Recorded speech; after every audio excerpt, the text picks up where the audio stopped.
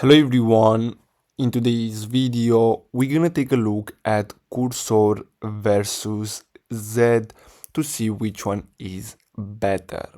So I have here a list with different pros and cons. Now as you can see we have Cursor. The speed, as you can see, Cursor is lower versus code-based. Z super fast built-in Rust. AI tools, we have Cursor powerful AI coding assistant, and on Zen we have lighter AI support, good for local models. Collab, on Cursor we have VS Code live share, and on Z we have real-time multiplayer built-in voice chat. Plugin, so we have huge versus code extension library, and Z it's limited but growing.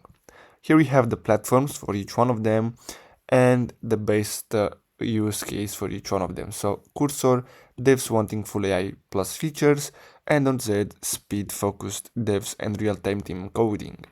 So I really hope you found this video helpful. Don't forget to like and subscribe. Thanks for watching, guys.